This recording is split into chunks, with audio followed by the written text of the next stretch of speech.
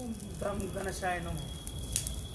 প্রত্যেক পুজোর আগে যে কোনো দেবদেবীকে আমরা যখন পুজো করি, আমার পূজ্য ভগবান বলতেন যে আগে 1,25,000 পুরস্কারণ করে নিয়ে সেই দেবদেবী পুজো করলে সেই দেবদেবীর মনোবাঞ্ছা পূর্ণ করে।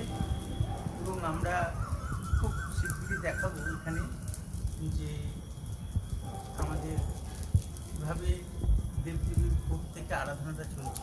2 তারিখের পর দেখাবো, কিন্তু সেটা ফেসবুক বা ইউটিউবে দেখাবো না। এই জন্য কেন সবাই তার গোপনতা রাখাটাই ভালো। এটা নিয়ে কোনো রকম ব্যবসা হোক বা কোনো ক্ষতি হোক মানুষের, এটা আমরা চাই না। কেন ভালো মানুষ, ভালো সাধক যখন আছে, কলিকাল যখন ভালো লোকও থাকবে খারাপ লোকও থাকবে, এটাই নিয়ম। দিন আছে তো রাতও আছে। তাই আমাদের দুর্গা পুজো এবার যে আশ্রমে হবে, সেখানে কিন্তু যে 4 জন পুরোহিত বসবে, তারা সবার আগে গায়ত্রী মন্ত্র পুরস্কারণ করবে 1,25,000 করে, তারপর দুর্গার পুরস্কারণ করে তারপর বসলে সেই দুর্গা মা কিন্তু কৃপা নেয়। আমরা সাধারণত দেখছি যে শাস্ত্র যে বিধিসম্মত উপায়ে যদি আমরা পুজো করি, তাহলে নিশ্চিত তার কৃপা আসতে পারে। কিন্তু বিধিসম্মতভাবে যদি পুজো না করি, তাহলে কৃপা পাওয়ার আশা থাকে না।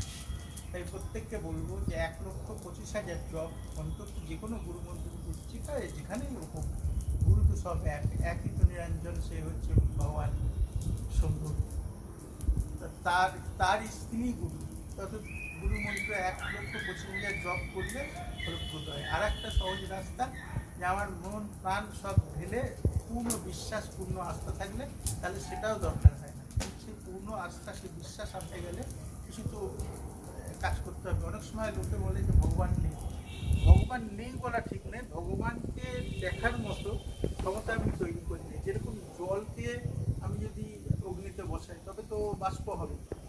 আর সে যদি জলকে অগ্নিতে না বসায়, তাহলে কী করে সে বাষ্প হবে? সেরকম তপস্যা বা তপ এমনভাবে করতে হবে, তখন ভগবান নিশ্চিতভাবে দেখা দেবে। নেই বলার আগে তার সম্বন্ধে জানার জন্য আমরা কী করেছি সেটাকে জানা কিন্তু প্রবলভাবে দরকার। এবং সকলকে বলবো যে খুব শীঘ্রই আমরা নিজেদের যারা আছে তোমরা সকলকে দেখাবো আমরা কীভাবে মা গায়ত্রী অনুষ্ঠান বা পুজো করছি। এবং প্রত্যেকেরই 1,25,000 কমপ্লিট না হলে আহুতি বা জপ পূজা নিষ্ফল হয়ে যায়। সেটা আমরা চাই না।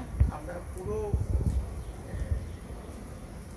পাণ্ডুলিপিতে যে ফর্মুলা ঋষিরা দিয়ে গেছে, সেই অনুযায়ী আমরা চলতে চাই। সকলের মঙ্গল নিশ্চিতভাবে হবে।